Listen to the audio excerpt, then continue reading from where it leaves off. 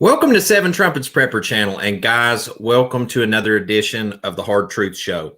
Tonight's stream, we've got Brother Matt in from Back to the Covenant. I'm going to bring him on here in about 5 minutes, and we're going to chop it up about the importance of the biblical cosmology. I think it's a conversation that's absolutely very relevant to the days we're living in, because you so much as begin to talk about the Father's lights in the heavens, the Father's appointed times, the flat earth, any of these things, you start having this conversation, people get triggered. And there's got to be a reason why people get triggered, because it's either extremely important for us to hear and a truth for this time, or something's definitely amiss. And so we're going to definitely clear the waters on that.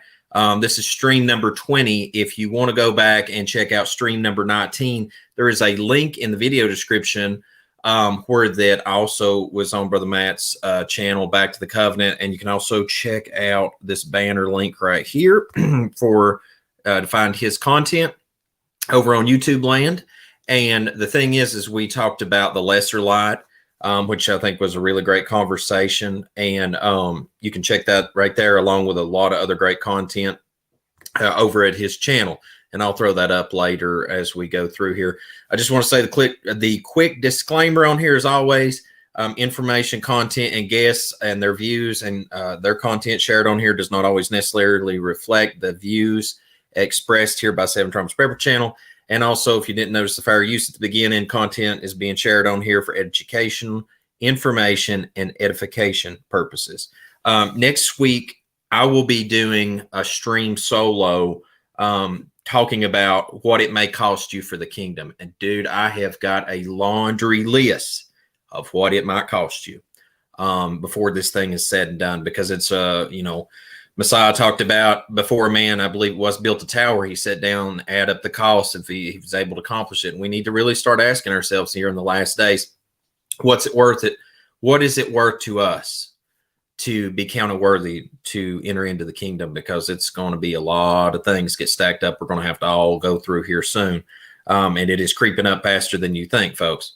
Also, Brother Joel will be joining me, I think, on New Moon Day. Also, while I'm at that, for those that want to know when I'm on here, if you check out the World's Last Chance calendar app, it's free for Android or Apple. New Moon Days, Sabbaths, I'm always on here. Sabbaths, we're on here streaming at 8 Eastern time. New Moon Days is 12 Eastern time, and Joel should be able to jump on with me that day, 12 Eastern. And we're going to be talking about, many of us were right about what was coming. We were just off by a decade, and really chop that up. And I think that'll be a really interesting conversation. And the last thing I want to share real quickly is, if you have somebody that you would like to come on and us have a conversation, debate, civil discussion, if there's a topic that you'd like for me to cover, I know some of you guys have been emailing me. I've been reaching out to folks, lining some stuff up. We've got pretty much all of next month lined up. Content, speakers, and etc. Brother Troy Miller's coming over from Creation Calendar. Brother Wes Blaze is coming over to talk about the 7 domes, the 7 firmaments. Goodness gracious, I've lost track on my list. I've just been hammering it late at night, reaching out to folks.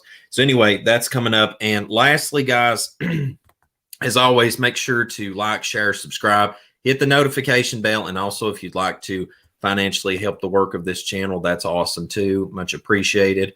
But if you can't do that, just please hit the like button. Likes are free. And with that said, I'm just going to look at the comments real quick here, and then we're going to get Brother Matt behind the helm, and I'm going to turn it over to him and let him show you some great knowledge. Shalom to everybody. Somebody just said shalom from under the 7 domes. I love it. Somebody said here, Tess, let's see. I truly appreciate you doing these live streams on the truth. Absolutely. This is for the kingdom, guys. Some commandment keepers said, we love you, Brother Luke. Thanks for all you do with spreading the truth, guys. If you haven't got notified here in the past live streams I've been doing, I am going to be winding down my off-grid construction company by September this year. Y'all willing? I will probably still do consulting work. I might still do a few projects on the side, but my intent is work local here in Tennessee, help my friend Randy build tiny homes, and I'm going to focus on the farm, my family, and doing this weekly and doing maybe 2 live streams a week, y'all willing. But with that said, I'm not going to hold you up anymore. I've tried to keep this about 5 minutes now on the intro anymore. And with that said, I'm going to bring Brother Matt on. Good afternoon, brother. How you doing? Great. How about you? Shalom, shalom. Oh, shalom man, from I'm under the dome, like they said. I get so excited about Sabbath anymore because I get to rest, and then at the evening time I get to have somebody on and chop it up and have a great conversation. So I'm really Sabbath's like a double joy now. Nice. Well, so before you get going, and I turn the helm over, I just have one question. I always have a question for our guests because I get to thinking about this. I'm like, if I wasn't a person in the know, what would be the one question I would ask somebody if this was the particular topic, right? And so I guess the one question I would ask is, why is it so valid and at the same time incites so much anger, rage, and confusion in people when the topic of biblical cosmology, the timekeeping principles in the sky, the stars, flat earth, the dome, waters above, waters below, any of these conversations even just get sparked? Why is it that it brings up so much inside, so much drama in people? And at the same time, people that have been atheists, that would never even look at the scripture, come to this one topic alone and completely radically transform their lives to where they absolutely surrender the Most High and give over their life to the kingdom. Fire away. You've got the floor for the rest of the evening, sir. I'm going to sit here and drink water and listen. And maybe eat some chocolate. Yeah, I'll eat me some more of these chocolate golf balls. Oh, that's dirty. Don't eat them on camera. They look good. Man, what a question. So the last part of that question is exactly why I have been doing a weekly live stream and then pulling clips from the live stream and uploading every day, is because atheists are coming to the truth of the scriptures, starting to keep the feast, keep Sabbath, wear these funny tassels on their pants, that's eat right, clean, check all the Torah boxes because of this topic. And the first part of the question is easy. It's because, and I'll get into some of my slides, but I'll just go ahead and answer it right here. It's called lifetime indoctrination. It never stops. It doesn't turn off. Ever since about age 5, you go into science class and I wish I had my globe. I could pull it up, but it's in the other room. But you go into that first classroom, you go into science class, there's that globe, and that teacher doesn't know any better. She's just teaching what she was indoctrinated her whole life. And then you watch movies. I mean, if you've ever seen a Universal Studios movie, what happens? You're looking at a globe every time. Oh, yeah. At the very beginning. Absolutely. Yep. Every single, that Universal goes right in front of a globe. So it's a combination of lifetime indoctrination and cognitive dissonance equals people get triggered and act crazy when this topic comes up. And I think that's spot on analysis, my friend. Cognitive dissonance is a real thing. People should stop what they're doing if they didn't understand that word you just said. Pick up their smartphone device and hit Google and type that word in, and that will bring you full circle real fast.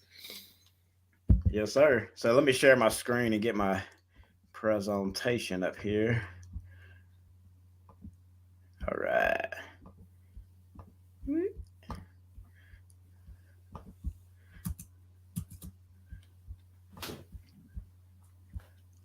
See if you got it on your end. Yeah, I see it. Give me just a second. I'm adding it for you. Sir. There you go, my man. All right. So let's get into it. Why Scriptural Cosmology Matters. This is a question that is very important. And if you don't understand it, I'm going to help you out a little bit. Or we're going to help you out.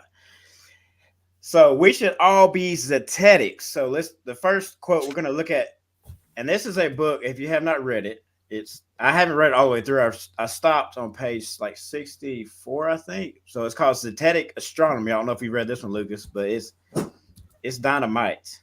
No, I'm going to have to put this on my list of things to do because I was reading that Power of the Tongue right now, but this is going to have to be next on the menu coming up. Yeah, I need to add that one to my book list too. So this is from page 5. So that's right at the beginning. Quote, the term zetetic is derived from the Greek verb zeteo, which means to search or examine, to proceed only by inquiry. So we're not talking about theories here. We're talking about examine by inquiry, to take nothing for granted, but to trace phenomena to their immediate and demonstrable causes. It is here used in the contradistinction, that's a big word, from the word theoretic, there it is, the meaning of which is speculative, imaginary, not tangible, scheming, but not proving. So this is what we should all do. And it doesn't matter what topic it is when it comes to scripture. You need to approach it with this way of life or this mindset. And we don't get this from mainstream science. We get the exact opposite. We get theories and all kind of nonsense and big numbers that people just can't wrap their brain around. So for most of us that grew up in the West, and then here's a picture of what I was talking about earlier. These kids are probably 4, 5, 6, somewhere in that age group. And this teacher is just teaching them what she knows to be true, even though it's the exact opposite. But she doesn't know any better. So that's why we got to show people mercy. We'll get into that in a little bit. So for most of us that grew up in the West, we're full of indoctrinated since about the age of 5, since we started the indoctrination camps, That's right. AKA public school. You nailed it. Let's call a spade a spade. Hey, they got the cafeterias the same, the prison bus is the same, and they got the fence around the place the same. Yeah, I keep it 100 like you, Luke. So I shoot it straight too. That's right. So I'm going to help you, and Luke's going to help me too. Interject here and there. Help you overcome some of the indoctrination if you're open-minded, because that's the key. Because ever since I'm probably about 10 months in and hundreds of hours of studying this hardcore, because I realized it was important. And the Most High woke me up one day. He's like, all right, son, you need to learn the truth about my creation. But ever since then, I've heard people say, oh, it don't matter. And I make a comment every time if somebody says that. Somebody that says that has never really researched it with an open mind. If they did, they would never say that again. I will never say the shape of the earth doesn't matter for the rest of my life, ever. I know you won't either, brother. No, it matters. It definitely matters. Yes, sir. So our first verse of scripture, we're going to have a few sprinkled in, is 1 Thessalonians 5:21. We should approach all scripture with this in mind. But test everything, hold fast what is good. So here's a question for anybody watching this live or later on the replay. Have you truly tested the globe model with an open mind? I challenge everybody with that question. If you haven't, you need to. So now, I'm sure, brother, you've heard a couple of these, or all of them and some. It's not a salvational issue. It's a distraction. Shape of the earth doesn't matter. And then I'm sure we can add probably 20 more. Yeah. And those have been arguments that's been made. That's spot on. So like I said a minute ago, people that say this haven't really researched it with open mind. Hey, right there, brother, can you see that comment on yours right now? If the shape of the earth didn't matter, Yahweh wouldn't have explained it to us. Especially in the first chapter of the scriptures. And I think that's amazing. A good point, too, because in the last days, there seems to be a great push for this final deception, too. Yep. Now, here's the opposite side of the conversation, where people that wake up to the truth, they'll sling stuff like, oh, you're a globetard. Man, that guy's a Coriolis defect, or that dude's a globehead. So I would recommend anybody that studies this topic and learns it, and they want to talk. I mean, when you wake up to this, you have your FE awakening. You want to tell everybody the truth, but sometimes it's like talking to a brick wall. And you got to show people mercy and show them love, just like in 1 Corinthians 13. So you got to give everybody that one moment where you say flat earth and they're like, because everybody has that knee-jerk reaction. I mean, I did it. I had to apologize to the gentleman that was sharing stuff with me, because I was rude to him. So I had to apologize, and he forgave me later. So it was all good. Yeah, Father, please forgive me. I laughed when I first heard it. I mean, I just straight up laughed. Everybody does that. You got to give them that one time. But after that, you got to help them bust through their cognitive dissonance. And if you're talking to somebody and you're getting irritated and you're saying, man, you're a globehead, you're stupid. Do you really think you're going to convince them and bring them over to your side by doing that? No. Nah. Now I've got a spirit with love. Yeah, that's right. Yep, you got to operate in that spirit of love.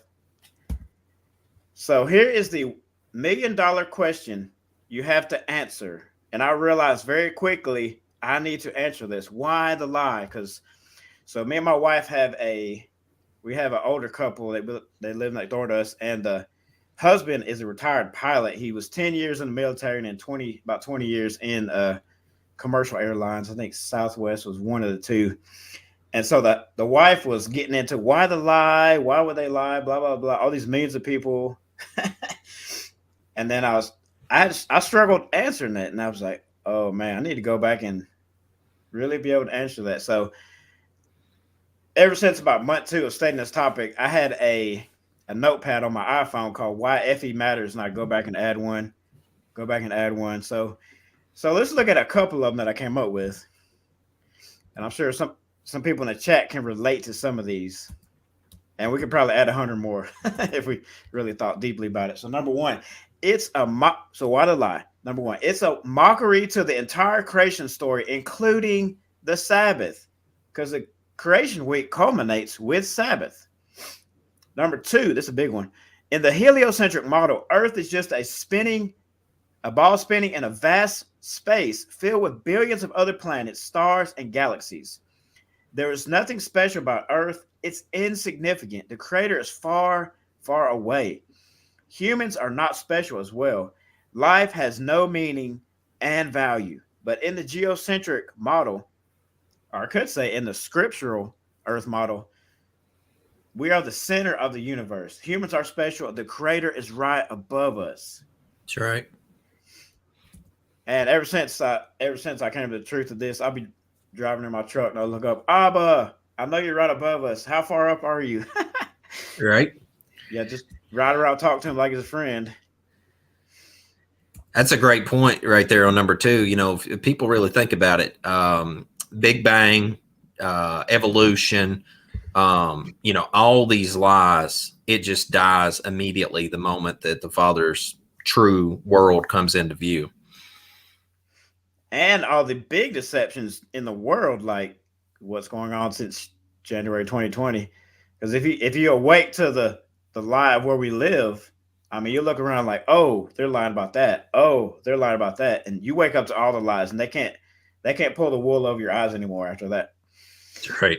Because you're wide awake. You got tunnel vision. Or you can see outside tunnel vision. Number three, this is a big one too. About 14 million people a year either leave or change their fate because of the evolutionary heliocentric model. Wow. That is a lot of people. Yeah, you can look up online to find studies that you'll see similar numbers. It changes every year. And that backpedals into the Big Bang evolution right there, all that junk. Yeah. Yep, because people are raised to live by the scriptures by their parents, and then they go to school and they hear all that evolutionary Big Bang theory nonsense, and of course the heliocentric models is in the mix always because they're all interconnected, but they hear all that and they step away from their faith. Yep. Dang. Yes, sir. That's a big one. Number four, we are programmed from our culture to read scripture and not believe what it says about his creation, especially Genesis, to question if scripture really is true or not. So this one's interesting because you have to ask some people, do you take Genesis 1 literally or not? Because if you're going to believe in the heliocentric model, we can call it that because that's where it came from. That's right. I mean, you can't accept what happened on day 2. There was a whole day dedicated to something on day 2. And that's the rakia, or the firmament, or the dome. That does not fit into the model at all. And then on day 4, all the luminaries are placed inside that dome. So you can't take Genesis 1 literally. It's got to be poetic or figurative to you if you're going to accept the heliocentric model. And then you touched on number 5 earlier. The Big Bang Theory and evolution are connected to the heliocentric model, which teach Abba is not real, and he's far, far, far, far away. Number 6, it's all about hiding Yah from the people of Earth to keep them distracted from him. Ancient Aliens show is a great example. And I don't know if you've ever seen it before. I've seen episodes, and it's just like y'all really believe what y'all are saying? Yeah, Especially right here. that crazy hair. That comment that person just made goes right with what you're saying right now. So we'll say there's even non-believers that believe a false alien invasion is coming so government can control more.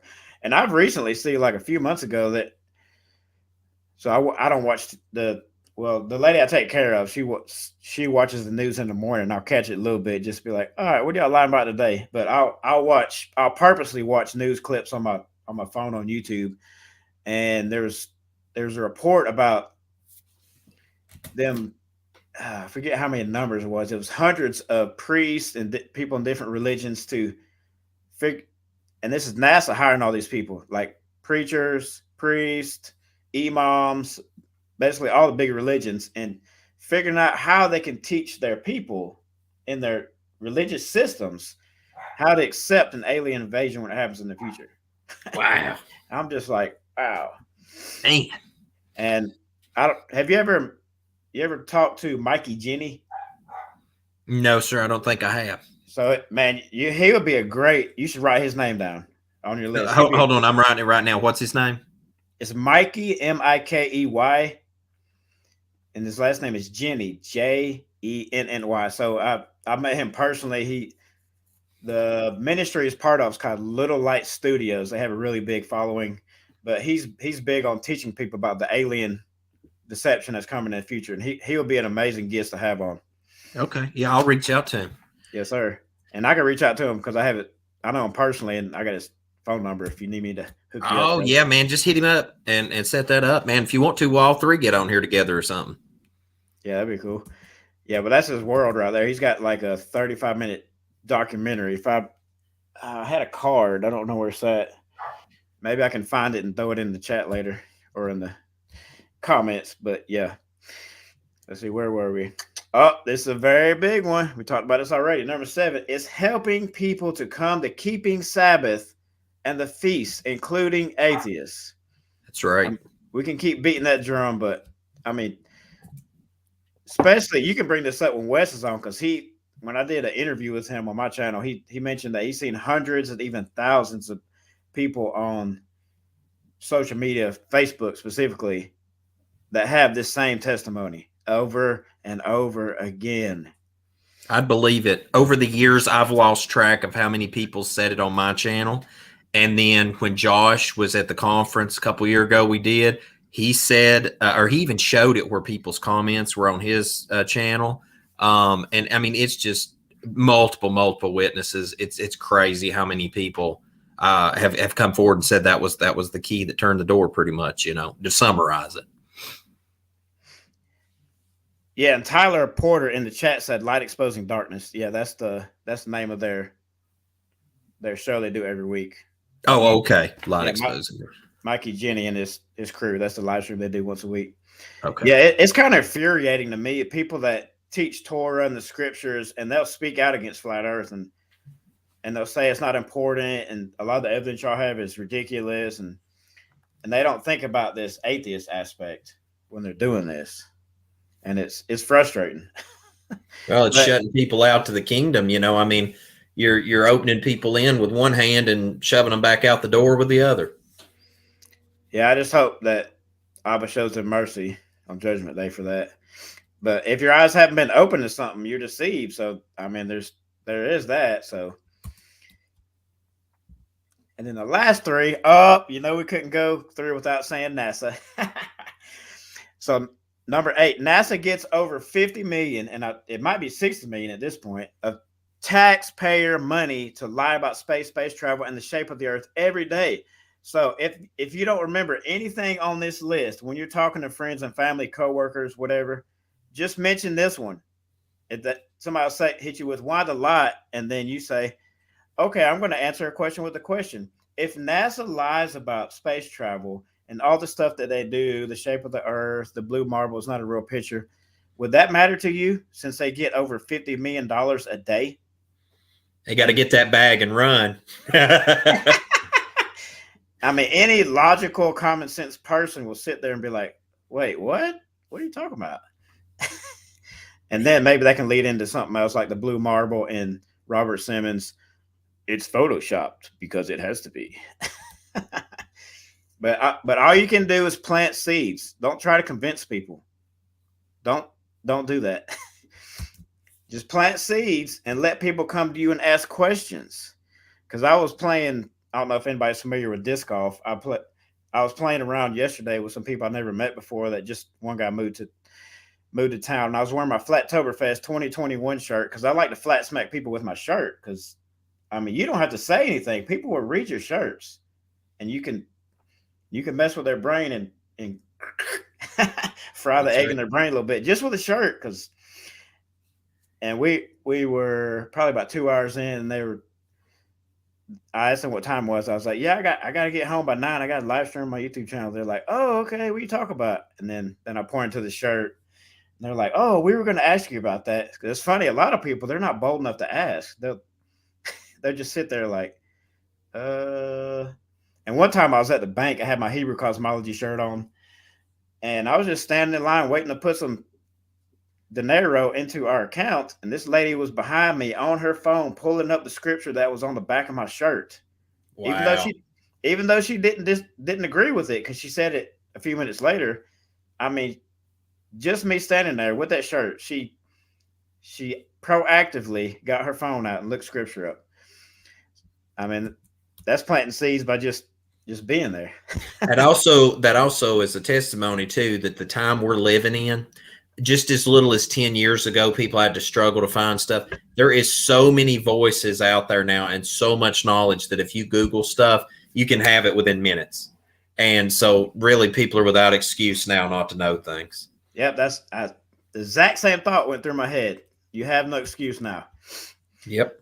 Number 9, very important. They're all important, but obviously the heliocentric model was developed by Freemasons, Jesuits, and occultists. So it has satanic origins.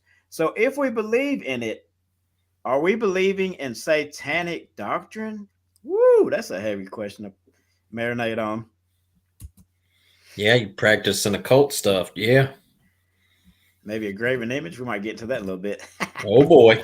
Number 10, believing truth matters. If you don't believe in the truth, you're believing in accepting a lie. You're being deceived. So Revelations 12:9 talks about Satan deceives the whole world. So we have to admit at some point we have been deceived if we're not deceived about something right now. Everybody on this earth. So here we have what they like to call the solar system. I'm not going to call all the names of their deities. So the next verse of scripture is very interesting. It relates to this greatly. I don't know if you've seen this one before, brother, but this is very interesting. So Enoch 86:7, and many chiefs of the stars shall transgress the order, and these shall alter their orbits and task and not appear at the seasons prescribed to them. And the whole order of the stars shall be concealed from the sinners, and the thoughts of those on the earth shall err concerning them. And they shall be altered from all their ways. Also, they shall go astray and take them to be mighty ones. So here we have a screen full of the names of mighty ones. And this is a fulfillment of Enoch's prophecy centuries ago. You ever seen that before, brother? Yeah. I've read that, I don't know, 2 or 3 times in Enoch over the course of the years. And it's some powerful stuff in the book of Enoch. People should really make that a priority read in the time we're living in right now. 2nd Esdras, book of Enoch, 1st, 2nd Baruch, those need to be priority reads for people right now. Yeah, and specifically, if you want to learn about the creation, get more creation details that aren't in the canon, as they call it, check out Enoch 72 through 82, because that's the astronomy section of Enoch, if you want to call it that. And definitely read 2nd Esdras. That's like reading Revelation. Totally. It is. So, what's that? You got something, brother? No, sorry, there was a lag. I was just saying it sure is. Yeah, Esdras is a good chunk of Revelation information going on. That's right. It's the only book that is literally the beginning of sorrows is written in, that Messiah talks about the beginning of sorrows. Like literally it's a correlation to a pinpoint marker of when that's kicking off. It's a good book, real good book. Yeah, and I always like to say, and I know me and Lucas are on the same page with it, we're not just in the last days, we're in the final generation. Or we're not in the end times, like we are in the end of the end. This is the 4th quarter, folks. So I always like to tell people, if you wonder where we're at in last day events, just read Matthew 24. You don't even have to read all of Revelation. Just read Matthew 24. That'll give you some clarity of where we're at. So let's look at some of Paul's writings that relates greatly to what we're talking about. For this is the wisdom of this world. For the wisdom of this world is foolishness with Elohim. For it has been written, he catches the wise in their craftiness. And again, Yahweh knows the thoughts of the wise, that they are foolish. And that's 1 Corinthians 3:19 and 20. So I want to show you quite a bit of the foolishness of this world after this slide. So let's look at Mr. Michio Kaku. And this is from the documentary The Principle. If nobody's watched this, or if you're watching this and you haven't seen this actual documentary, I highly recommend it. It's great. It's very telling about modern astronomy and cosmology and what they believe. And so here's one of the high priests of mainstream science or pseudoscience that is really going to tell on themselves just how much an error they are. So here's his quote from the Principle documentary. Usually in science, if we're off by a factor of 2 or a factor of 10, we call that horrible. We say something's wrong with the theory. We're off by a factor of 10. However, in cosmology, we're off by a factor of 10 to the 120. That is 1 with 120 zeros after it. This is the largest mismatch between theory and experiment in the history of science. Now, we can end it on that slide right there, brother. And that's a wrap. He said everything you need to know. So just wrap your brain around those numbers, brothers and sisters out there. 10 to the 120. Imagine being off that bad with like doing construction. You know, if I was just slightly like there's a 3%, I think the acceptable line loss is like 3% on wiring. Imagine being off that bad. Like I'd burn somebody's house down. Like you just in real world, we cannot allow ourselves to be off that far. And like in an engineering manual, you know how it says not to account for curvature drop. And it's like when I guess it's like when we talk about NASA and space stuff, you have to have like fantasy world and then there's reality. And like these, I think people just can't figure out where reality starts and fantasy stops, you know? Nope. Dang. And yeah, like especially with construction of like really huge buildings, like 100 stories. I mean, you're not going to be off this bad. Thousands of people are going to die. Or if you build a bridge, like Golden State Bridge in San Francisco, I mean, you got to be precise. Yeah. Start on one end, start on the other, and come out like the lanes are passing each other or something. Man. Yeah, in reality, I mean, this ain't reality. So let's look at some problems with the heliocentric model. And I'm calling that on purpose. And I know you're going to love this slide, just from chats we've had in the past. So Exodus 20, verse 4, to take it to the Torah real quick. There you go. Verse. Thou shalt not make unto thee, this is King James Version, any graven image or any likeness of anything that is in the heaven above, or that is in the earth beneath, or that is in the water under the earth. So is it safe to say that the globe is a graven image? I'll vote that it is. I will too. That'll make 2 of us. And I know there's a lot in the chat that'll say, "Oh man, brothers." So we're gonna look at some issues with the heliocentric model. Now we don't have 10 hours to do a stream because that might be how long it take to cover everything, but let's look at a couple of them. So let's look at some of the motions that they say is going on right now. And let me ask you something, brother. Do you feel the motion? No. The only thing I feel in this house moving is my rocking chair. And yeah, I mean, I live up on top of a pretty good sized hill. I don't feel nothing. I can sit on the porch, watch the sunset, and I'm good. There's only one time that you feel the movement of the earth. That's when you had too much to drink.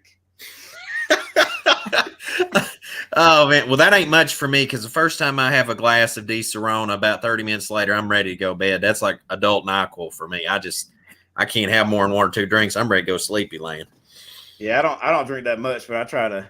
I mean, Scripture says not to overindulge because that's sin. But I mean, a little bit here and there because I mean, if it was a sin, the Messiah wouldn't have turned that water into wine at that wedding feast. So there is. Oh yeah. Well, everything needs to be done in this life in moderation. I mean, Yep. if I eat 5M chocolate golf balls tonight and I put like 3 times the sugar I should have in my body, I think that's just as bad as getting drunk, you know? Yep. So let's look at some of the movements that mainstream science tells us is going on right now, even though we don't feel it. So the Earth spins at the equator about 1,000 miles an hour. It orbits the sun at 66. Oh, there's that 666. Uh-oh, it keeps showing up. That's right. That's why I'm calling it the heliocentric model, because it's from Satan. 66,600 miles per hour. And sometimes they'll cover that up and say 67,000 miles per hour on some of these science sites just to cover that number up. But it's there if you look for it. The sun's orbital speed is 500,000 miles per hour. And then the galactic speed through space is a whopping 1.3 million miles per hour. How is all that possible if we can see star trails and Polaris is stationary right in the middle of them?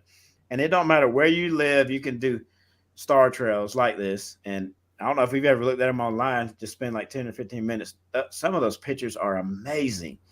Yeah. But how is this possible with all that movement? Oh, it's not. Somebody's got to be lying. I mean, you take a DSLR camera, you set that baby up overnight, and you're going to get a whole different story. Yeah, I mean, yeah, it's one that troubles me is, you know, as you go down through like somebody that's you take people that's read scripture for many, many years or decades, and you start putting these problems on the board, and then you start seeing situations where the Bible goes right in opposition. I mean, like Joshua told the moon and sun to stand still in the literal firmament dome. Let us also point out that I believe it's recorded in scripture that's the only time that the Most High ever hearkened to a man's voice to do such an act. And he did, and he stopped them. So if we were on a spinning ball, like everything just got wiped off the canvas. But yet that didn't happen. No. You know. And then you have Ahaz with the sundial when it's going backwards too. That's another similar one, but it's not as big as the sun and moon stopping. And what people will say, oh, that's a miracle, just to get past their cognitive dissonance. Yeah. And to justify what's really going on, which is destroying their globe belief. So hashtag globe debunked. Let's keep debunking it. So someone in the chat, tell me if you've heard of the Michelson-Morley experiment. I know some of your folks have. So we're going to look at and this is an amazing book, The Greatest Lie on Earth. So this is going to be page 370, 371. Quote, the Michelson-Morley experiment was simple in concept. A light beam was split. One of the split beams was sent at a right angle to Earth's supposed direction of travel, and the other was sent along the path of the Earth's supposed direction of travel. The light traveling in the direction of the Earth's travel should have taken longer than the light traveling at right angles to the Earth's direction of travel. To the amazement of the scientific world, surprise, the results were null, meaning that there was no difference in the speed of the light beams. That meant the Earth was motionless. Game over. Checkmate. So that's a big one that destroys their model. Now this one is one of my favorite. Have you seen the whole? Oh, I watched that. I watched that Red Bull one, that one right there. I sure did. And it's interesting. Well, I'll get into that in a minute. So this is the supposed Red Bull space jump. So Felix Baumgartner, he extended over 23 miles, which they say it took about 2.5 hours. He launched from New Mexico and landed back in New Mexico 55 miles away. Now, how is that possible with all those crazy speeds we just looked at? Did the Earth forget to spin? Yep. And where's all the satellites and all the space junk debris in that picture? You never see all the satellites and space debris in any Earth pictures. I've never thought about that with the Baumgartner jump. That's interesting. The satellites. I like how you think, brother. Yeah. you I like mean, there's the every time people talk about the globe anymore, the question I keep going back to is show me all the satellites. And shout out to the dude on TikTok that went viral that said, please spin the camera around on the ISS to see the sun. That dude deserves a Nobel Peace Prize. I'll vote for him. We just all need to get in the hat and toss his name in. And what's cool is he still believes in the globe model. He was just asking a legitimate question. Yeah, he said pretty much he wasn't, in either camp. He just pretty much asking for a friend. Oh, man, I'm about to spit my tea out.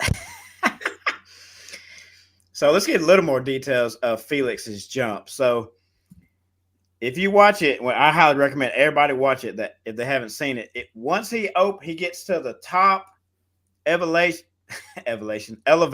which is, you can see on the screen, it's 127,518 feet. He opens that capsule door, and what do you see? You see what's behind me on my green screen, a flat horizon. But once they pan out, what do you see? That curvature, which they went out of their way to talk about it, I think quite a few times during the airing. And what's really interesting is they always put an act on when the mainstream media is filming something, because he had, I think, 2 practice jumps, and they didn't have any fisheye lenses in either one of those. You can look those up. It's a flat horizon in all the pictures, whether it's outside the capsule or inside the capsule. So I believe it. I seen the one with when the door opened, but now I don't know if I've seen the other practice ones. I don't think I saw that.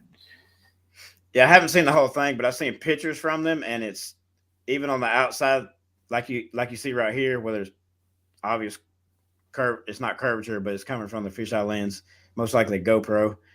It's flat in those pictures, because I've seen somebody do like a side by side, and it's very telling, just like these 2 pictures are. And it's interesting because a lot of people, when they get into discussions about this with people they know, family members, whatever, they'll say, "Oh, look at the Felix Baumgartner jump. Look at all that curvature." All you gotta do is say, "What about when he opens the capsule door? It's flat horizon right there." You're being lied to on a massive scale. Yep, right. Tyler Porter said in the chat, "It's flat, Jack. Flatter than the flapjack." Yep. Good old Wes. So here's a question to ponder. Which is the real curve of the Earth? We have all these heights, 100 feet, 70,000, all the way over 1,000,000, but it looks like the exact amount of curvature. So which is the real one? And it's interesting. Neil deGrasse Tyson, he was talking about the Red Bull jump one time on stage. I guess it was at a convention. And he was talking about, so he had a blow up globe, and he was saying that Felix was like right here. And he was saying that you can't see the curvature at like over 128,000 feet. But people will claim they've seen it from airplanes or the beach, which is nonsense. It's all nonsense. The thing that gets me with aircraft is I've flown so much over the years doing commercial work and construction, is that some of the glass that's used in aerospace tech, if you will look out at the tarmac while you're sitting there and look at how it makes things bubbled look sometimes. Okay, well, the flat ground is obviously not curvatured. So, I mean, I just wish people would take just a little bit of brain cells, like 10% of their brain cells, and just redirect it to cognitive thinking instead of just doing something stupid all the time. But the arguments that are made to support the globe, it's actually embarrassing. Like as a technical person that has, I don't know how many diplomas and certificates from construction stuff over the years, I'm like, you can't be a fool and get a good education. I'm like, this would be exhausting, to be like Bill Nye. I remember when I was a kid and I'd watch Bill Nye the Science Guy. Yeah, me too. Yeah. And DeGrasse Tyson or whatever his name is, all these jokers, I would have, we were talking about having a drink. I'd have to drink myself to sleep at night because my mind would be so fried from the lies that I couldn't live with myself. Like it's exhausting even thinking about it. Yeah, and I had Nathan. I don't know if you've ever heard Nathan Thompson, but I had him on my live stream yesterday, and I've seen some of his debates, and Austin Witsit gets it, and they destroy the globers, and basically all they this globe side has are ad hominems or insults and just ridiculous nonsense comebacks because they don't have the science on their side. And somebody in chat said, so what is the big deal if it is flat? So I'd recommend come back and watch in the beginning because we covered that for a few minutes, like 10 minutes or so. It is very important. I just recommend whoever that is to keep doing some more research. So here's one that's really problematic. That's actually hilarious. Some of the stuff they say. Air pressure without a container is like tire pressure without a tire. So picture trying to ride a bike without a tire on it. Right. And I've seen in some of these debates, they'll say that gravity is the container. I mean, I don't know where. Yeah, but how does that work in a vacuum? You know, exactly. That's the problem. It's in a vacuum. Because like whenever you whenever I do HVAC work and put HVAC, you know, do work on air conditioning units, stuff like that. If you actually have water in a line and you put it under a vacuum at a certain vacuum level, actually water will boil out of the lines. So that vacuum is actually like counterproductive. Like 75% of our world is covered in water. So like the earth would literally boil in a vacuum practically. I mean, like, and that's just heating and air. Ask a heating and air conditioning guy, right? I mean, like, yep. This is just simple stuff we deal with every day, the elements of the earth. I'm like, why can you not put two and two together when you tell me this in science does this, but then on the back end of this in science, well, that don't work that way in space. It's like it's either one way or the other, guys. I mean, like the elemental chart doesn't swap, you know. Golly bum. I mean, let's say you have an RV and you, because we have one, a pull behind, and you go get your propane tank at the local tractor supply or whatever filled up. You have gas pressure, and that tank is the container. You have to have a container. There's no getting around that. And the dome or the rakia of the firmament is the container for the gas pressure in the atmosphere of Earth. That's right. But they the pseudoscientists, they done a pressurized environment, and they showed that before the dome had water come down in it and lost pressure, that plants grew bigger, fish grew bigger. You know, it makes sense for why things were so much larger before the flood of Noah. There's just so many answers that if people really wanted to find out, they could. They just want to listen to pseudoscience. And then you got the Nephilim and the Watchers. Oh, let's not go down that trail. Oh boy, yeah. And then, of course, you got Big G. They can't have their science religion without gravity. So this is, and I won't quote Neil. This is Neil deGrasse Tyson on the right. I won't quote what he said when he drops that mic. Just trying to make a point. So strong enough. So gravity is strong enough to pull down apples and microphones, which are very lightweight, but not million-pound clouds of water. How does that work? I guess gravity is really selective. It's biased. It's biased. That's what it is. Yeah. It's fickle. It's very fickle. So here's something you won't read in scripture. On the 8th day, Elohim tilted the earth, set it in motion, then tossed it into orbit around the sun. And that's stuff you won't find in Genesis. Yeah. So I'm going to have to reread that. I must have missed that verse. Yeah. You're going to don't hold your breath on that when you pass out. Looking for it. Yeah, so something that's real problematic if the heliocentric model is true and we flying around the earth, like what happened in days 1 through 3 of creation? Because the sun was put inside the firmament on day 4. So how does that work? Yeah, somebody's not telling the whole story, apparently.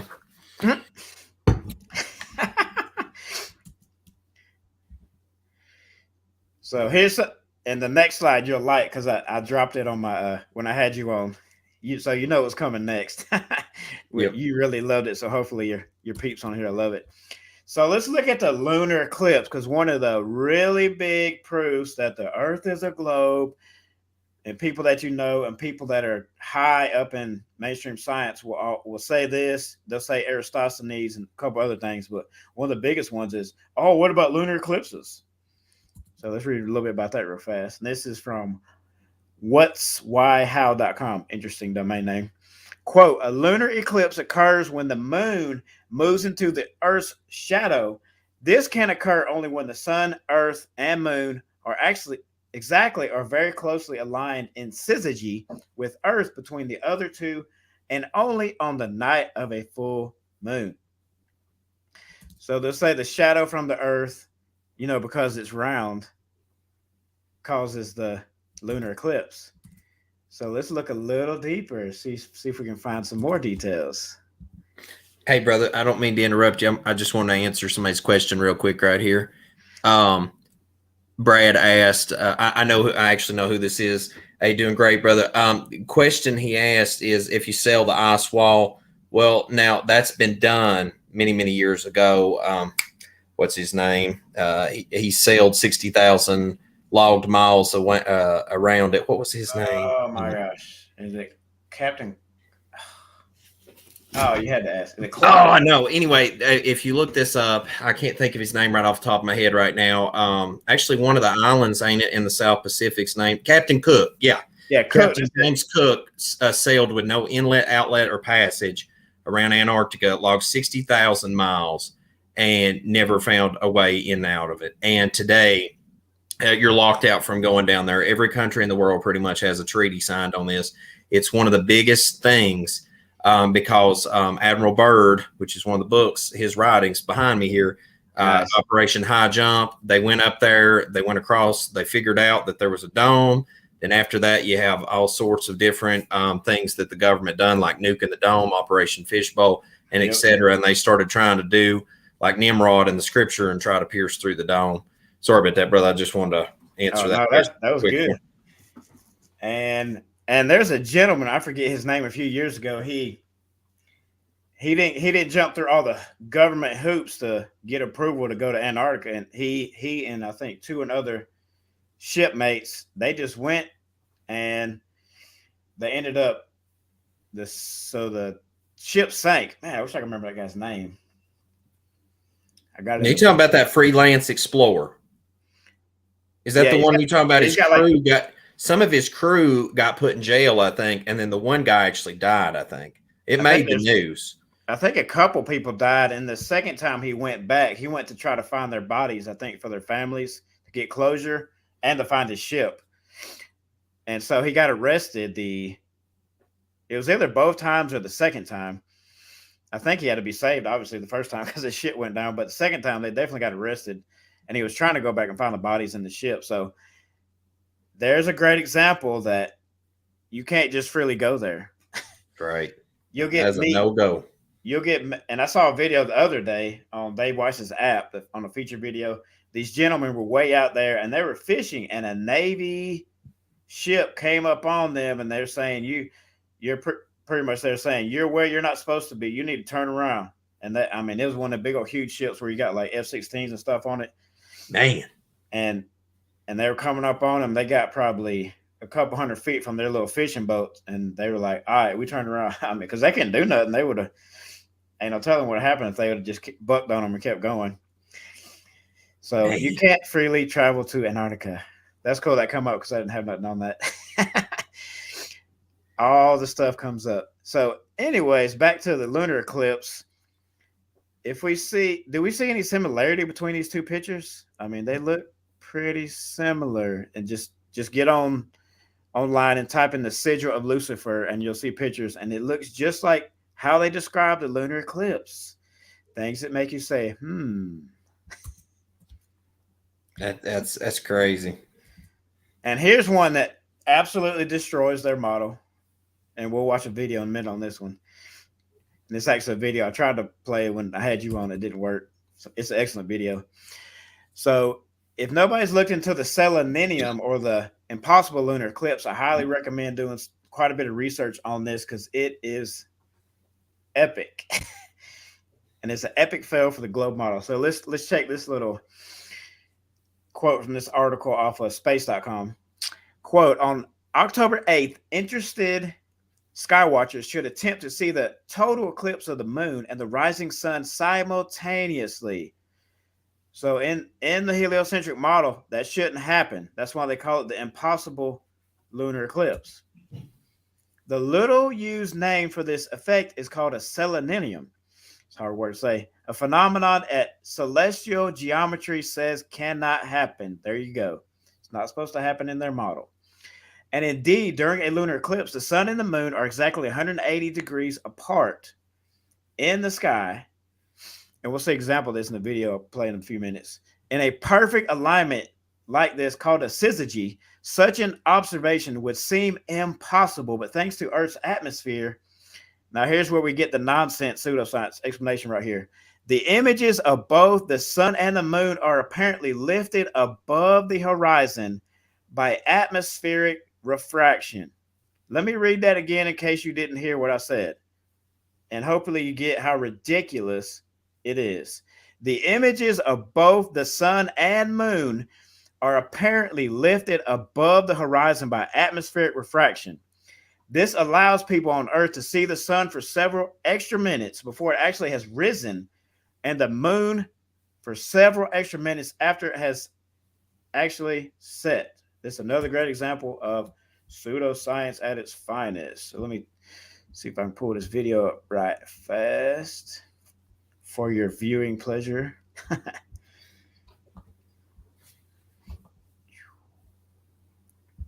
All right.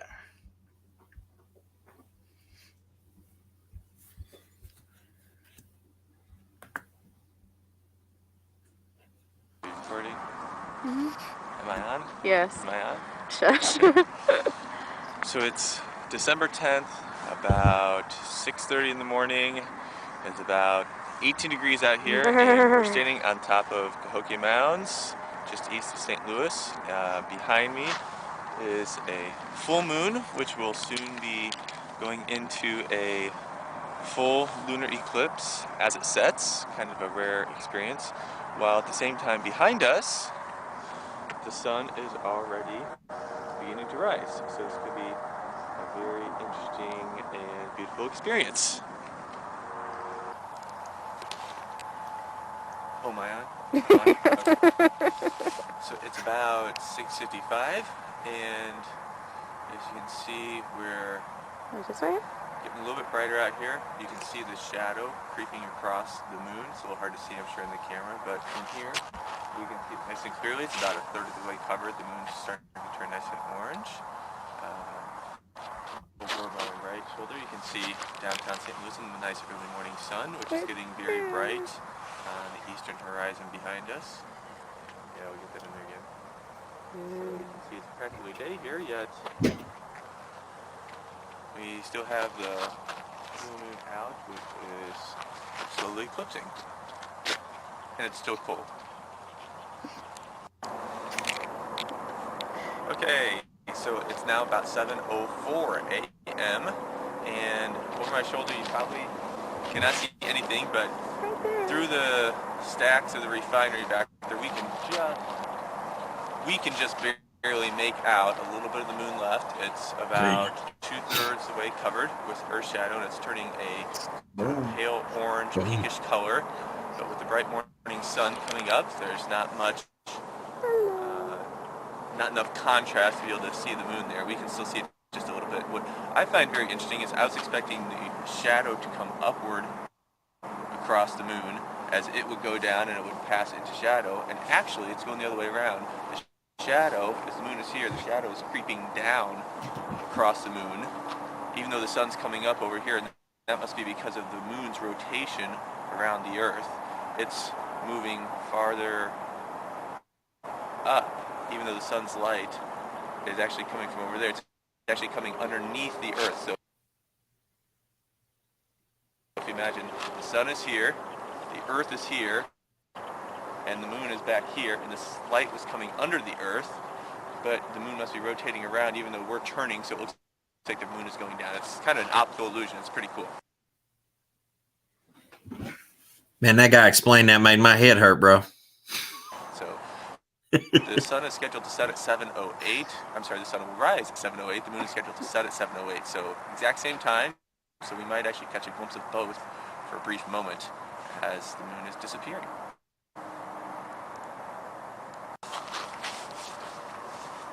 Okay. Let's see. Go ahead. You're on? We're on again. Well, it is now officially 7:08. And if you look behind us, the sun is just starting to peek up over the trees. We can't quite see the sun. And behind us, yeah, the moon has pretty much disappeared into eclipse. But otherwise, it would be setting right now. But it has been fully eclipsed for just a few minutes, so it disappeared just a couple minutes ago. And you can just see a sliver of the sun through the trees there. You see it now? Can you see it in the camera? Zoom. It's right. It's right lens. there. There's a tiny little sliver of brightness coming through the trees as the sun is peeking up. And that's, of course, exactly 180 degrees this direction, 180 degrees the other direction from me is where the moon is. So they're in a perfect line, the moon being this way, the sun being that way. And if we drew a line from it to the Earth, to the moon, it would be a nice, perfect straight line. Of course, if it wasn't, they wouldn't be in line and we wouldn't be having a lunar eclipse. So I think that's it. It's warmed up just a little bit. It's probably up to at least 20 degrees now. You can definitely see the sun coming up now if you want to get one last little shot of that. Just a little blip there. And that's it. That was our amazing experience of a sunrise and lunar eclipse at the same time.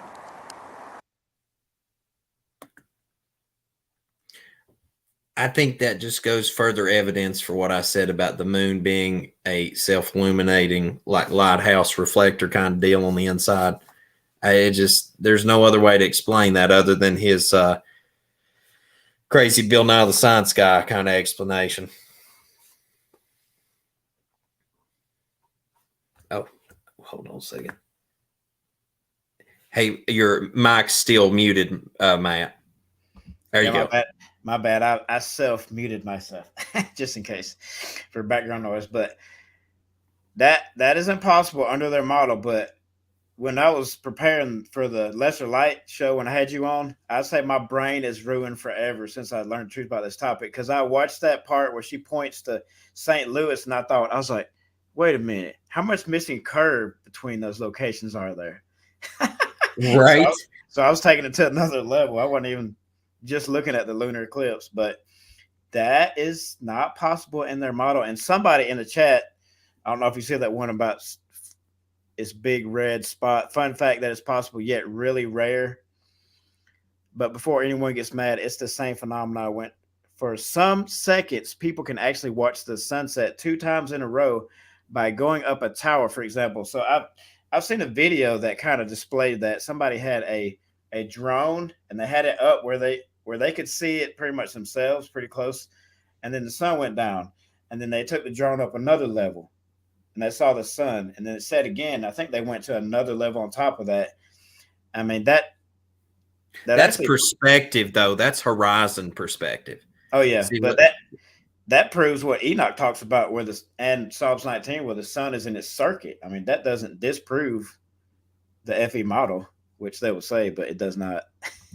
Well, I mean, that's like ships going out. They say it goes over the curb, but the problem with that is you take a DSLR camera, you go to the beach, let them get out a distance, zoom it in.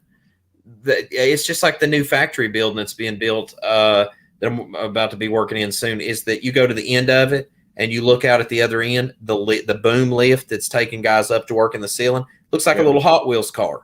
But the boom that's over next to me, it's all perspective. I mean, this is stuff that's just, once again, simple art class stuff that you're taught in art class about perspective. And I'm curious about something, though. Dorian, a shout out, Dorian. Good to see you in here tonight. He said, love what Admiral Byrd's daughter said. I've never seen a quote from her, what she said. I'd be very curious to hear what the daughter of Mr. Byrd said. I bet that'd be some interesting conversation. Yeah, that'd be fire. I'll have to Google that up. I'm gonna have to actually look that up. Yeah, add that to your notes. Yeah, I got my notepad I do during streams anymore. When I have you all on, I'm just always writing notes down anymore. Yeah, it was fun last night. So I had Nathan Thompson on. I don't know if you've ever seen any of his stuff, but he's been researching this topic for over 5 years, and I was dropping some stuff that he's never seen, and I've read books he hasn't read. So that's really cool because I'm kind of the new kid on the block, and just to see that, because he was sitting there taking notes too, just in case. And then we had Q&A at the end, and it was It was awesome. That's right. Iron sharpening iron, my man. Yes, sir. So let's look at some simple proofs that we don't live on a spinning ball. So when you have if you're at the kitchen table with the parents or a brother, sister, a friend, and this topic comes up, because I mean, once you learn the truth about this, you got to share it with people. So let me give you some stuff to work with during those conversations. So the first one is the Suez Canal, excuse me. And I'm going to read from William Carpenter's 100 Proofs That the Earth is Not a Globe off page 23. And if you haven't read this one, it's a real short one. It's an easy read. And it's got 100 proofs that it ain't what they say it is. Quote, the Suez Canal, which joins the Red Sea with the Mediterranean, is about 100 miles long. It forms a straight and level surface of water from one end to the other, and no allowance for any supposed curvature was made in its construction, is a clear proof the Earth is not a globe. So that's very telling. And if you look, if anybody has any experience with the curve calculator, if you plug in the 100 miles, and in the middle of that, there should be, I think that 666 number comes up. I think it's like 6,663 miles or something. I think it's 663. Yeah, I think it's six for ever so many miles. It's like 6 point something curvature drop. I think over 10 miles, it's 6.6 or something like that. It does add up to 666 a couple different times, though, the way you add it up. Yeah, but if I remember correctly, that's over 6,000 feet, I think. So, I mean, just picture you got one of these big barges going through there. I mean, they're not going over that. No. There's no boats they're traveling over. They're just cruising on through because it's flat and level all the way through, all 100 miles. So, Earth is about 70% level water, and that means the majority of Earth is flat and level, regardless of your opinion. That's the slide of the night, boss man. I didn't come up with that. I stole it, so it's not original. But oh, man, that's great. Yeah, I've used that multiple times. I mean, you can have your opinion all you want to, but I mean, the grass is green, the sky is blue. That's right. So here's something cool. I got this off of, I forget which website it was. I mean, there's a lot of people that make some really cool graphics that are better than me with making graphics. So the curious case of water. Water on a lake, flat. Water in the sea, flat. Water in the pool, flat. Water in the glass, flat. And there's one time we had my niece over, who she is like 8 years old. And so I have 2 nieces and 2 nephews. So the oldest nephew, I pretty much converted him over to the truth about where he lived. And then the youngest niece. And so last time we had her over, I was like, look, and I was showing her the water, and every way I turned it, I was like, look, it's still flat. She's like, oh, yeah. So she don't have all that indoctrination in there. So it's easy to just plant seeds. But look at water in the classroom. It looks a little different, doesn't it, folks? Somehow it's glued to this ball that spins insanely fast. I just don't know how. So here is a really cool proof that I found a few months ago that is very, very interesting. So this is line of sight microwave transmission platforms. So I'm going to read from an article entitled "Exalt Sets New World Record for Microwave Link Distance" on Yahoo Finance. If I remember correctly, I think this was in 2016. Maybe somebody in the chat, if they're familiar with this, they can correct me on the year. Quote, Exalt Wireless, the leading innovator of next-generation wireless connectivity systems for private networks and internet infrastructures, today announced that its Explore Air LR7 gigahertz microwave systems have been used to establish a reliable high-speed link spanning what is believed is a record-breaking 235 kilometers over water. And I believe that is, I think, 143 miles. But the key is they did it over water. The microwave link deployed in a licensed frequency band for an unnamed wireless internet service provider, or WISP, between an island in the Mediterranean and the coast of Lebanon provides up to 500 Mbps. I'm not sure what that is. Megabytes per second. That's megabytes. Okay. Full duplex or 1 gigabyte per second of aggregate throughput and underscores Xalt's outstanding performance and value. The link, as part of a hybrid network of microwave radios and land fiber, provides essential network connectivity between two continents, and after a full year in operation has proven to be far less expensive and more reliable than leasing undersea cables. So that's interesting. They mentioned the undersea cables because most people don't know that over 90% of communication is not these satellites in space or GPS. It's underground cables and these ground-based towers that we have. That's right. Yeah, they a lot of people don't know that the linkage of cable undersea, it is massive. And shout out to SSG Right for the donation. Appreciate you. Blessings to you out there in Texas. But people need to do research on that because almost all data, I think it's 90-something% of data is transmitted oh gosh, I said a terrible word, across the world. I'm gonna have to wash my mouth out afterwards. Across the world, though, is like 90-something. It's in the high 90s, I think it is. That's all transferred via undersea cable, and I mean, like that one really hit me hard when I heard that. I was like, that right there also goes to tell you there is not that many satellites in space that's even hanging off a balloon at this point. Like it is all underwater, pretty much in datacom. Yeah, how's that possible when I get my P900 out at night and I zoom at the moon? I don't see any satellites passing it ever. What's up with that? Oh, here you go. Here's somebody good comment right here. Said that they worked at for AT&T corporate in high management position for cellular, and they knew about the undersea cables. Nice. I mean, we're in an age of technology, guys. I mean, people just got to Google. All you got to do is just Google. And I hate to do this. I don't normally do this, but I got to call somebody out in the chat with their comment. Scriptural cosmology is code for I watched the YouTube video and now that think the earth is flat. So it's comments like that get me fired up and help me to burn that fire within to keep doing what I'm doing.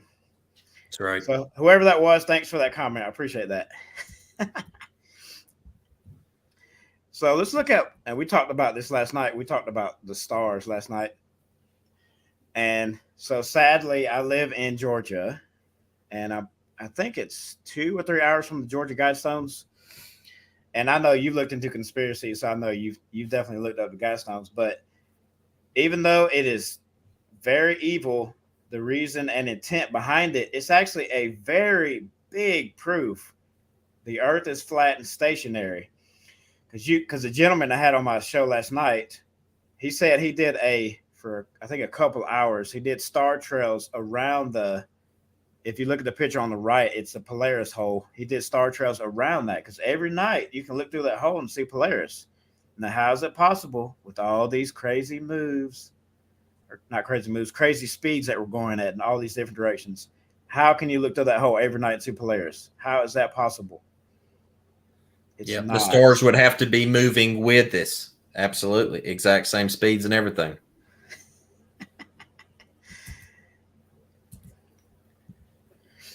And Rock City. Now I know you've been there because you live in Tennessee. Have you been Actually, there? I don't think I've ever been there. Oh man, you missing out, dude. So I actually went. So I saw Josh, Flat Earth Brothers. He did a video on Rock City because somebody went there and gave him some footage on like a flash drive or something. He's like, and the gentleman was like, I know you make really good videos. So here's the stuff I took. Now go run with it. And so I was like, maybe I should do something similar. My sister and a couple of kids and me and the lovely bride went up there. So I took my P900 and it didn't work out how I wanted to. But if you look on that picture on the right, you can see all the way to parts of Kentucky and Virginia, 120 miles away. This is a great example that we see too far. And the globe map that they give us, where the circumference of the Earth is 24, according to what they say, 24,901 miles, and the radius is 3,959 miles. This right here is a great example that we busted their radius value because you shouldn't be able to see that far. That's a lot of curvature that's MIA. I mean, right. I've been looking for it about 10 months. Have you found the curve yet, brother? I haven't found Yeah. it. Yeah. Maybe because it's not there. So let's look at some scriptures. We talked about the sun circuit earlier. So we're going to look at 3 verses. Talk about the same thing. First one is Enoch 82:8. And he has power over night and day in the Shamayim, or the heaven, to cause the light to give light to men, sun, moon, and stars, and all the powers of the Shamayim, which revolve in their circular chariots. In Psalms 19:4-6, their line has gone out through all the earth, and their words to the end of the earth. In them, he set up a tent for the sun, maybe like a dome shape, maybe, and in it, and it is like a bridegroom coming out of his room. It rejoices like a strong man to run the path. Its rising is from one end of the heavens, and its circuit to the other end, and naught is hidden from its heat. And then the last one is 1 Esdras 4:34. Oh, you men, are not women strong? That's a good way to start that verse out. Great is the earth, high is the Shamayim, or the heavens, swift is the sun in its course, for it makes the circuit of the Shamayim and follows its course again to its own place in one day. So it's making its daily circuit. We can see from these scriptures. And if you actually watch it every day, you see it in action in real life. So let's look at a cool example of that. So this is a 24-hour time lapse by a gentleman named Amolf Husmo, and it was taken in the Arctic Circle. I don't have the actual year, but it was taken between July 21st, 1900 hours, and July 22nd, 1800 hours. And this dude was very dedicated, and he's probably a pretty sleepy dude after this too. And this was on the island of Lopa in Norway, just north of the Arctic Circle. So we're going to look at another quote from The Greatest Lie on Earth discussing this really awesome time lapse. That's from page 179. The panorama photograph illustrates that in midsummer, north of the Arctic Circle, the sun stays above the horizon 24 hours of the day. The photograph reveals the sun as it makes a complete circle over the head of the photographer as he took one picture each hour during a 24-hour period. As you can see, the sun is over a different area of the land at the time of each photograph. This is very cool and very interesting. So here's what you mentioned right there, Arctic Circle, and here's a point I want to make to somebody. I was seeing how we've got some comments firing up, people disagreeing with us. Asher O said he'd been around the world. A lot of us has been around the world, but nobody has went from the North Pole to the South Pole and back up. Now, I mean, yep. I've never met anybody military. I've never met anybody private. I've never met anybody that's ever went from North Pole to South Pole and back again. So, guys, a lot of us have been around the world. And I've got the air miles logged in too, okay, with Delta Sky Club. But until you've actually went from North Pole, South Pole and back, you have not went a loop around the globe. So I just want to point that out to those that want to disagree with us. That's fine. But that will be a case that I want to see somebody actually make. Excellent point, sir. So here's the last slide on this 24-hour time lapse. This is about a 360-degree view that the gentleman took. The above photograph is different from typical time-lapse photographs where the camera is left stationary. So that's interesting. In the time-lapse above, the photographer circles his camera a full 360-degree around his position. Each image of the sun is a separate photograph of the earth, with the background changing according to the movement of the camera as the photographer panned to shoot the sun once each hour. So how can we say this is a globe proof? This actually proves the scriptures we just read in Enoch, Psalms, and 1 Esdras. Because this is one of the big proofs they will point to too when you're discussing this with people online or in person. Oh, what about the 24-hour sun in Antarctica or the Arctic Circle? or Alaska. So all these places where this occurs. But I mean, to me, I don't see how that's a globe proof. This was problematic for me until I found this information. I was like, oh, that's an interesting take on that. Well, you got a lively chat, brother. You're popping off. Oh, I know. I'm sorry, brother. I ain't trying to be rude. I was trying to monitor to make sure I didn't need to put somebody on ice for just a little while. I'm, you know what? I'm all for free speech as long as nobody gets in here cursing. I'm always open to reason with one another. My thing where I drop off with people is that the people that want to support the globe, it's not just about supporting the globe. It's about supporting a lie. And what frustrates me is when people just go to the war to defend the globe is I'm like, listen, we can settle this globe thing real quick. Let's all go get in a plane and fly to the North Pole and back to the South Pole and back over. They won't let you fly to those two regions. So, I mean, it's like there is so many things that could make globe versus flat a mute point. But we can't go do that.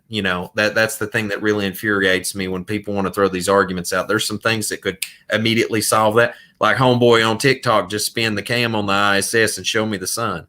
I mean, heck, you know what? Even meet me in the middle. Just CGI that thing in, okay? Just please, just throw me a bone at this point. And who was the gentleman they left on the moon that took the footage when they left in 1969 to come back to Earth? I know that poor joker, man. It was game over for him. He must be really cold because that moon puts off some cold light. Yeah. So here is something we really need to consider. And I'm not talking to atheists on this one. I'm talking to people that believe and accept the scripture as truth. Why this should matter for believers. Simply because scriptural cosmology is a key that unlocks a deeper understanding of scripture. I know I can get all money from you, brother. And I know I can get all money from a lot of people in the chat. So let's look at a few reasons why understanding scriptural cosmology is important for believers. So the first one is you understand the creation story more deeply, including what happened on days 2 and 4. That's right. If you believe in the globe model, you can't understand those, period. There's no getting around that. Number 2, you understand stories like Noah's flood, the Tower of Babel, and many other stories in scripture don't make sense on a ball flying through space. They don't. I mean, that Tower of Babel is really high. It would fly off, break into a million pieces. It wouldn't stay intact. It wouldn't have structural integrity, as they call it.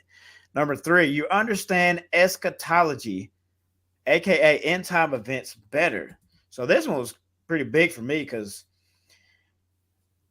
my dad and other people, when I was growing up in the church, they would be big on prophecy, and you have people argue about this detail in Revelation, that detail, and I didn't study a lot of Revelation growing up, but now I can read it, and I'm like, oh, the stars are falling from heaven.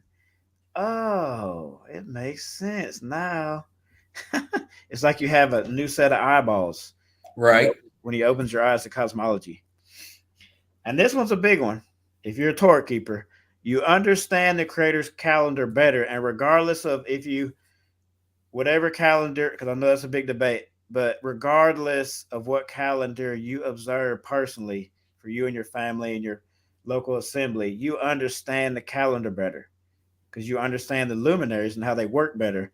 And we could add many more points to this list. But we ain't got if I can just make a comment on the Creator's calendar with you, brother, I'm to the point where I try to tell everybody, like some people do Zadokian, Enochian, lunisolar. Where I'm at with it is I'm like, there's going to come a time where, especially the Torah community, is going to have to put away the Roman calendar.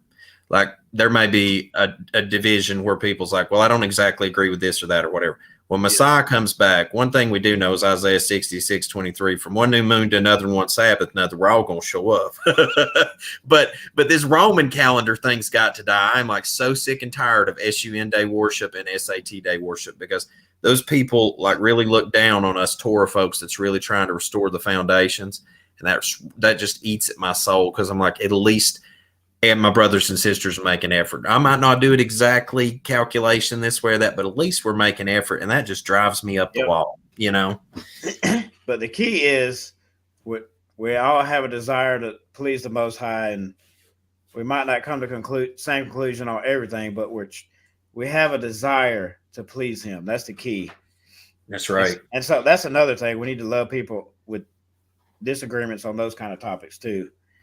Because if you call people stupid or whatnot, because you don't understand it like me, I mean, they ain't going to be open to what you have to say when you start pointing at different verses and documents and stuff. So let's go back to Genesis. We're going to look at verses 6 through 8 in chapter 1. And Elohim said, let there be a firmament in the midst of the water, and let it be a division between water and water. And it was so. And Elohim made the firmament, and Elohim divided which was under the firmament and the water which was above the firmament. And Elohim called the firmament heaven. Very interesting. He gave the firmament or the dome a name, heaven. And Elohim saw that it was good, and there was evening and there was morning the second day. Do you know how many? Have you ever looked that up? See how many times the word heaven appears in Scripture, brother? No, I hadn't done a head count on it. So I'm about to give everybody over 100 proof texts for Scriptural Cosmology or Flat Earth, whatever you want to call it. So if I remember correctly, it's 420. So here we have over 400 times of proofs in Scripture or from Scripture to prove the Scriptural Earth model or Scriptural Cosmology, and to disprove the globe model. So you're welcome. You can thank me later. Anybody watching? And then in 14 through 19, which this is where you see the luminaries placed inside the firmament. And Elohim said, let there be lights in the firmament of the heaven to divide the day from the night, and let them be for stars and for seasons. So just as I know that the word seasons right there is a moed. So this is where when we understand the luminaries on a deeper level, we understand how to calculate or understand how to observe the feast days inside his calendar. And for days and for years, and let them be for lights in the firmament of the heaven to give light upon the earth. And it was so. And Elohim made two great lights, the greater light to rule the day and the lesser light to rule the night. He made the stars also. It's funny how that's phrased, the stars also, but they're pretty important too. And Elohim set them in the firmament of the heaven to give light upon the earth and to rule over the day and over the night and to divide the light from the darkness. And Elohim saw that it was good, and the evening and the morning were the fourth day. So I don't know about you, but I don't think the firmament is millions of miles away, because they say that the sun is 93 million miles away and the moon is almost 240 or 250,000 miles away, depending on who you ask, because all the sources are not congruent and consistent with each other. And this is a really cool one. So like I mentioned, if you want to know where you're at in the end times, just go to Matthew 24. So in verse 29, and immediately after the distress of those days, the sun shall be darkened and the moon shall not give its light. Is that what mainstream science tells us? Nope. And the stars shall fall from the heaven. That's because they're right above us, not light years or trillions of miles away. And the powers of the heavens shall be shaken. Ooh, excuse me, brother. This verse. It's interesting when you say heavens anymore too. I think about the seven domes. Like that's starting to come into clear view for me now too on that too. Looking at the apocalypse of Abraham. Yep. It's like a 7-story house. I think that's how Sean describes it, which is a good way to put it. So this verse and others make sense. If you truly understand scriptural cosmology, you cannot read Yah's word through the heliocentric model lens. And that's a line worth repeating. You cannot read Yah's word through the heliocentric model lens. So here's something that's really interesting. So we're going to take it all the way almost to the back of the book, Revelations 21:2. Look at the New Jerusalem. And I, John, saw the set-apart city, New Jerusalem, coming down out of the heaven, so out of the firmament, from Elohim, prepared as a bride adorned for her husband. So New Jerusalem will not be a spaceship that flies down to earth from deep in outer space. It's going to come down from heaven and nestle onto Yah's stationary earth. Just nestle right down. That's right. Easy peasy, lemon squeezy. Now, this one's interesting. I'm going to bet that you haven't seen this before. I hope I'm correct. I saw this and I was like, what? So let's look at Job 37:12. I believe this is the last scripture I got in my presentation. And they swirl about being turned by his guidance to do whatever he commands them on the face of the earthly world. So the Hebrew word for world here is H8398. It's tabel from H2986, the earth, as moist and therefore inhabited, by extension, the globe. You ever seen that before, brother? No, I saw that and I was like, whoa, wait a minute. Pump the brakes. Hold up. So there's no need to read the rest of the definition. So even the Strong's Concordance is corrupted from all the heliocentric model campaigns that occurred in the past by the RCC. And it was really sad to see this. I know, just like the scriptures are not perfect, we got to go back to the original language, even the Strong's Concordance. Yeah, well, like That's now, average. somebody that's a globe supporter right there is going to jump on that immediately. But now, if you look at Isaiah, where the circle of the earth literally means circle, like flat disc, and then he talks about Israel in apostasy for worshiping idols, says that I'll toss thee into a far country like a ball. It literally is a circle, like spear. So, I think people always need to look at everything with multiple witnesses and in context, because somebody take this right here and try to run with it, and that's not in line with the scripture talking about the four corners of the earth and the flat disc and etc. Yeah, so that first verse that you quoted was Isaiah 40:22, and then I'm trying to remember where the second one is. I think it's Isaiah 26 somewhere. Somebody correct me if I'm wrong on that, but I mean, Isaiah knew the difference between a circle and a ball. Right, exactly. Yeah, he knew well in context. Like if he wanted to say, well, the world was a globe, he would have just straight up said it, because obviously in reference point later, he knew exactly what a ball was like. So, yeah.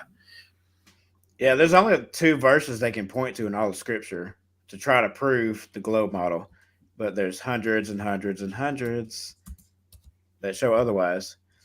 So here's a question we have to ponder, brothers and sisters. Are we going to trust science or scripture? Because I think I've showed quite a few examples where science is wrong and it doesn't line up with stuff mentioned in scripture. And I can show a ton more. So here's some easy, ooh, my voice about to go. It's rough. So here's some easy recommendations for anybody watching. Believe what scripture says. If scripture contradicts mainstream science, what should you do? Take scripture 1,000 times out of 1,000. Use your brain and question everything mainstream science teaches, and think for yourself. And trust your daily experience and your senses. If you go outside and you see I think we talked about this last night on the show about the stars. If you go out, just talking about the Gregorian calendar, the first day of the first month, and you make a star chart. You say, all right, here's a couple stars, here's a constellation. You just pick one where you live. You go about 6 months later, you're going to see it again, close to the same spots. So to end, if you want to do further research, I have a website that I have built. It's truthboutcosmology.com. And so during my research, I was noticing, man, there's not a lot of good websites out there. I mean, Rob Skiba's testingtheglobe.com was pretty good, but it has a ton of information. You could be there for like 3 months straight if you didn't even have a job. So I built this site to make it user friendly and just put a decent amount of information to help people to on a lot of different topics to be able to point friends to, or just to research themselves. So, and guys, make sure to check out. Yes, sir. Make sure to check out Matt's YouTube channel right there too. Links up on the screen there again. Brother, that was an excellent presentation. That was spot on. I learned a few things along the way too, and I think that's one of the biggest things I want to keep doing on this channel is just have everybody on as much as possible, because iron sharpens iron, and I just worry about the day that one day they're going to try to pull the plug on a lot of us truthers. Yep. I mean, people need to definitely go and subscribe and watch other people's content. They need to save it.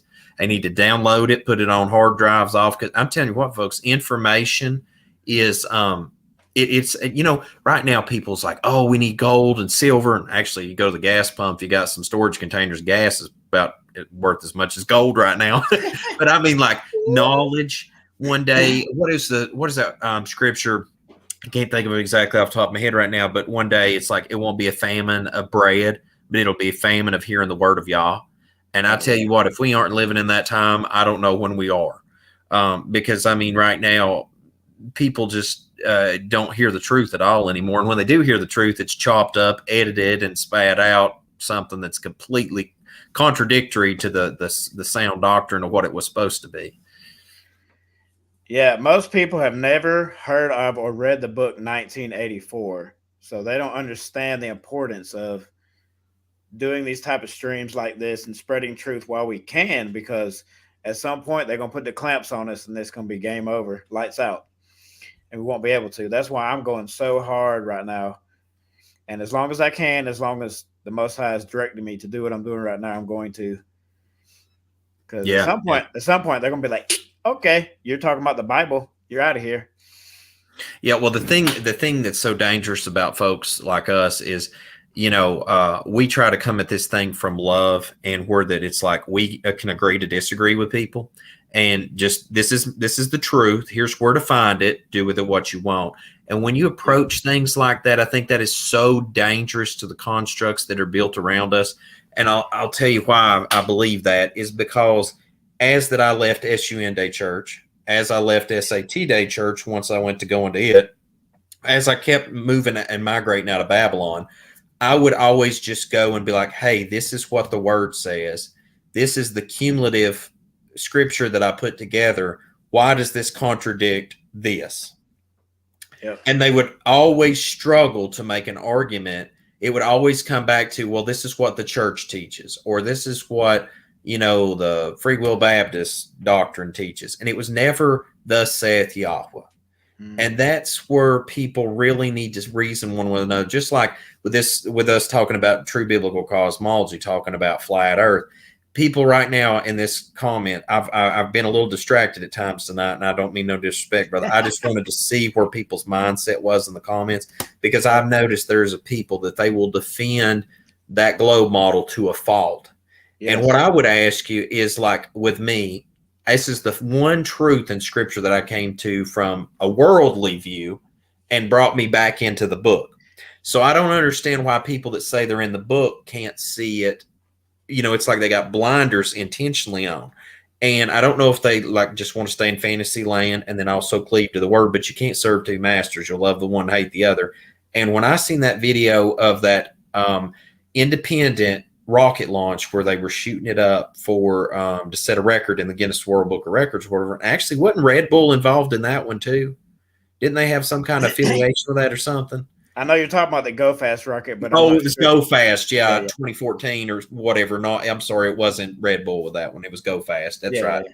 Well, when that launch went up and that rocket just hit that first dome and just stopped abrupt and then just started falling back, and then as it tumbled, I tell you what, I'll have to wait to make it in the kingdom to ask this question, but I almost wonder if an angel was sent to tip that thing as it started falling so it would tumble sideways, so that it would film the sun and the moon as a witness against it, because 4 things happened in that video. Number 1, it just stopped abrupt. It wasn't like it ran out of fuel. I used to shoot SC's model rockets, and they'd run out of fuel, and then they'd fall and parachute back. That thing just went boink and falls back. Then it tumbles. You see the sun and the moon. And then you see the time signature on the helicopter as they're recovering it. And those lights in the sky should have been completely opposite places on the flat disk or on around the globe. And there you see them both on that plane. And there is just so much truth in that video. I started looking at that, and that started me down that path, and I couldn't explain away so many things. And somebody just said in the chat they saw that video too. It was fascinating. It is. Anybody that, I went and I've done astronomy for years. I used to be a member at Bays Mountain in Kingsport, Tennessee up here. I used to go to the meetings a lot and stuff.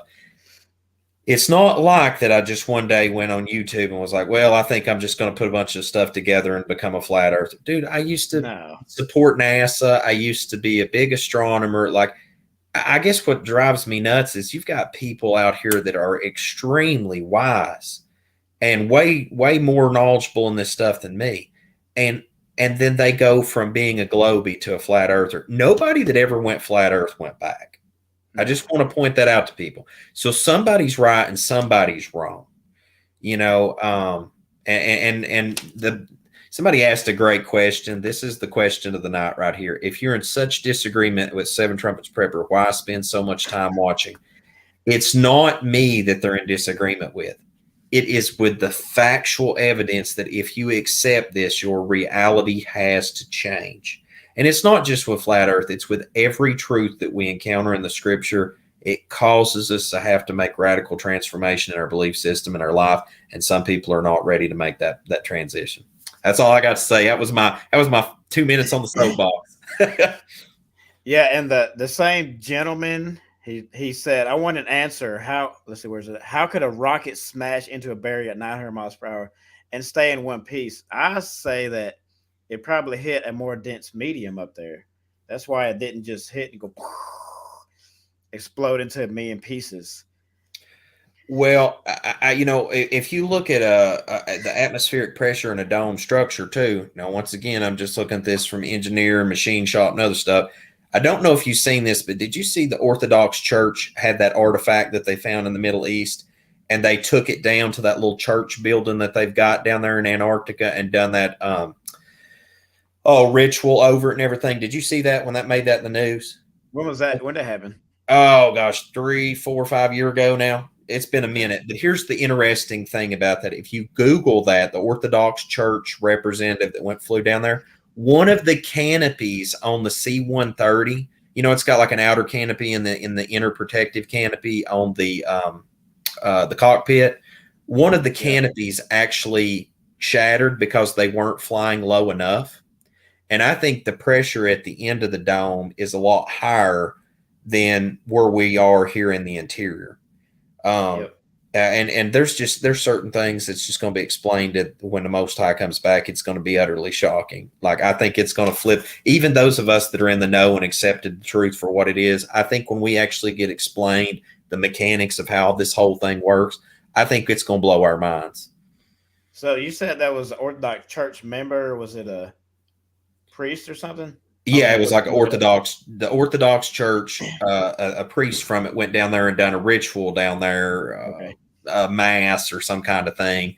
And the aircraft though had technical difficulties, and the canopy got cracked because the atmospheric pressure, whatever they were flying too high. And if you look back in Admiral Byrd's reports and stuff, and like I said, Easton Press has a great, I love Easton Press books because they make the nice leather bound hardcover. But now there was some planes whenever they done Operation High Jump that apparently when the guys were running the skidders, that they were hitting the dome and exploding into it. Yep. Yeah. And so what I also am wondering is if the further out to the edge, if it's not more transparent, like reflective, transparent, almost like the Truman Show. He went out there in the water and he's like, oh, I'm going to get out of here. I'm going to get out of here. Next thing he knows, he runs the boat into the wall and didn't even know it. Yep. And so I think that like we're in a much larger Truman Show situation when you get out there toward that Antarctic wall, And something that's cool that I've noticed about people that believe the truth about where we live, we can actually say at times, I don't know, as opposed to what mainstream science does, and they'll just make junk up when they don't know, or they'll go back and reconfigure their mathematical equations or theories to do something else to it. They can't say, I don't know. Like, it takes humility to admit you don't know something. Yeah, it does. Oh, well, I mean, like, there's no, I guess the one that bothers me the worst about this whole deal, about this whole pillar of truth and conversation. What do we stand to gain in the Torah community teaching this message to people? Because if we're wrong, we literally are fools. And if we're right, then other things we share with people are probably spot on. Because I'll give you an example. I'm not going to say the individual. I'm not that guy. You know, I don't throw shade on people, throw people under the bus like that. But there was an individual years ago that literally made a YouTube video on their channel talking to people about how much a scholar I was. I mean, this person got a massive following, but talked about how much of a scholar I was because of a particular pillar of truth I taught. Fast forward, I done a video, multiple videos over time about another particular topic. Without them saying my name directly, it wasn't like shortly, like a short period of time after that, they made a whole video about debunking another pillar of truth I taught. And I know it was spawned off of just, so it's like where I cannot connect and disconnect with people is why is it that people would think that we go to this much effort to tell you this truth and then go over here and try to teach you false doctrine on this? It's like we want it all or nothing at all. You know, we're in the very last days of this, and it's like I just wish people would either get in or get out. I mean, that's all I'm saying. I mean, yeah, go back to what you were saying a couple minutes ago. I didn't wake up one day and think, you know what? I'm going to be a flat earther today. I mean, the gentleman that kept dropping little nuggets to me, I was disrespectful and rude to dude. And flat earth would come up. Like one time during our Feast of Tabernacles celebration, our fall feast, if anybody doesn't know about that, I know you celebrate a feast, but flat earth came up and I went, huh! I did the usual reaction. But now I'm like, oh man, it's super important. Oh, I was going to say something else too. What was it? It slipped me. Dang. I had a couple points. I forgot the second one. Darn it. Maybe it'll come to me in a minute. Yeah, this is a great question Dorian asked before we wrap this thing up, guys, is why was the ice wall created? You know, the scripture talks about it being like a seal pressed in. And I think, you know, that is, to put it in clear perspective, like the ice wall that surrounds us is the ring that holds the water within the bounds. Like it is the barrier of things. And also, I'll treat it like this. As a farmer, you have multiple paddocks. You have your outer fence line of your farm. You have inner fencing. And, you know, if the cow wanders around in the farm, you keep it in the interior, it's fine. But if it ever gets far enough out to the far ends and it can get to the end of the fence, it figures out, oh, shoot, this is the end of the road. I need to get on up out of here. And as opposed to you take like a bison out in Yellowstone National Park, they just roam and roam and roam. They're free to range. They really don't know what boundaries are. Yep. I think that the outer bounds of this earth are so intense and so frigid and cold and so far away and separated by water is to keep men from trying to tamper to get out of this thing. Because long and short of it, Satan's dominion right now, this thing has got to be played out, because we are watching a show play out that when the end of this all comes, the Most High is going to be proven on point for what he said would come to pass if things and sin was allowed to play out. And with doing so, it'll never be wanted to be done again. People's going to look back in horror and be like, I ain't going down that path again. So that is a boundary to help keep men in place for the time being. I really believe that. And also, I think it's a place to keep a lot of the spirits of evil down there and the fallen angels, the Nephilim, things like that. I think that is, scripture talked about it. I think it was in Enoch where that the sons of Yah used to worship the Most High realm. I think it was in the book of Enoch. And so I think there's a lot of evil spirits contained down there too that you really don't want to go near that. But now that's just speculation. That one's, I can't give you a chapter line verse on that. Yeah, I can make one, since you're about to get off here, I can make one last point. that of what you're saying. This is a spiritual battle. This is not a battle of science. This is a spiritual battle rooted in deception and lies. From the Father lies, like Yeshua the Messiah said. So we have to remember that this is a spiritual battle. That's right. We don't wrestle against flesh and blood, but against principalities and powers. I want to share one last comment here before we close this up, brother. Is that right there? I appreciate that, Dave. I really do. Rob Skiba, y'all rest his soul. Rob made some amazing content. Brother Matt, Brother Josh, they are smashing it out here, keeping that going. There's a lot of good souls out here keeping that message going. Brother Rob, I hope his reward awaits him in the new kingdom.